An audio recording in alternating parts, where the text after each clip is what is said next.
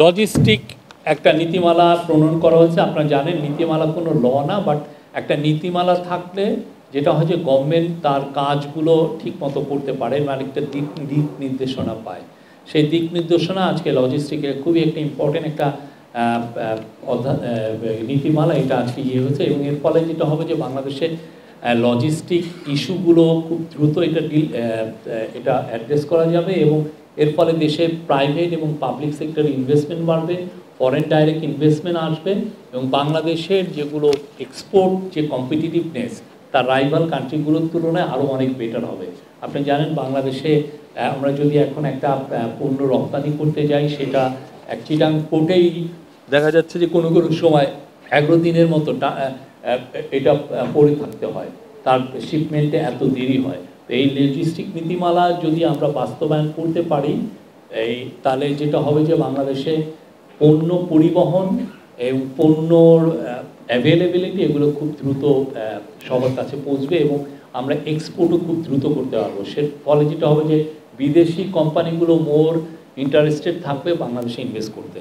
তো এটা 2024 সালে এরকম একটা নীতি করা হয়েছিল, কিন্তু দেখা যাচ্ছে যে ওইটাকে আবার রিঅ্যাসেস করে একটা সচিব কমিটি রিঅ্যাসেস করে দেখেছে যে এটা অনেক ইট ফেল শর্ট অফ এক্সপেকটেশন, এটার কিছুই এটা বেয়ার বোনস ছিল, এবং যেটা হয়েছে যে এটার পুরো 2-3 পৃষ্ঠা জুড়ে শেখ মুজিবের বন্দনা ছিল। এটা জুনে এটাকে চেঞ্জ করে এটা ট্রান্সপোর্ট এবং ব্রিজেস ডিভিশনের যে সচিব ছিলেন তৎকালীন এহসানুল হক, উনি এখন আমাদের জনপ্রশাসন সচিব, তার নেতৃত্বে একটি কমিটি গঠন করে, এবং কমিটি এই একটা ফাইনাল একটা ড্রাফট তৈরি করে। তো এইটা মূল ফোকাসটা হচ্ছে যে 2050 সালের মধ্যে আমাদের যে লজিস্টিক্যাল যে ইস্যুগুলো, আমরা ফোকাসটা থাকবে হচ্ছে মোর অন রেলওয়ে এবং নৌ পরিবহনের উপরে। আপনি জানেন বাংলাদেশের বিশাল পরিমাণ এখনও 3000-এর মতো কিলোমিটার ন্যাভিগেবল নৌ রুট আছে, এবং পরিবহন রেলও 3000 কিলোমিটার আছে, কিন্তু এটা আমরা ম্যাক্সিমাম ইউজ করতে পারি না। বিশেষ করে নৌয়ের ক্ষেত্রে দেখা যাচ্ছে যে 7 মাস আমাদের নদীগুলো খুব ভালো ন্যাভিগেবল থাকে, কিন্তু তারপর আমরা এটা ম্যাক্সিমাম ইউটিলাইজ করতে পারি না। এদের যাতে ম্যাক্সিমাম ইউটিলাইজেশন হয় সেই বিষয়ে এটা জোরদার করা হয়েছে।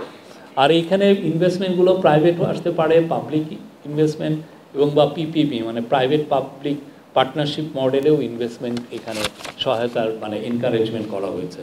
এটার মাধ্যমে আমাদের লজিস্টিক্যাল ইস্যুগুলো একটা ডিজিটাল ইকোসিস্টেমে এসে পড়বে, যাতে আমরা অনেক কিছুই, যেমন অনেক কাস্টমসের যে ফিসগুলো বা কাস্টমসের যতগুলো ডকুমেন্টেশন, এগুলো সব জন্য রিয়েল টাইমে ডিজিটাল কাস্টম বা ক্লিয়ারেন্স করা যায় সেই ব্যবস্থা রাখা হয়েছে। এটার মাধ্যমে রিয়েল টাইমে আপনি আপনার পণ্যটা কোথায় গেল, আপনি যে আপনার পণ্য এক্সপোর্ট করবেন সেটা বাংলাদেশে বসে আপনার ফিঙ্গার টিপে আপনি ট্র্যাকিং করা, আগে যেটা শুধুমাত্র ফরেন কোম্পানির মাধ্যমে করতে পারতেন, সেটা আমাদের এখানেই আপনার এটা করার সুযোগ হবে। এই পুরো নীতিমালা 11টি অধ্যায় আছে, এবং এই নীতিমালার পুরোটা ফোকাসটাই হচ্ছে যে এটা একটা পরিবেশ বান্ধব একটা লজিস্টিক বাংলাদেশে এটা ইনশোর করা হচ্ছে।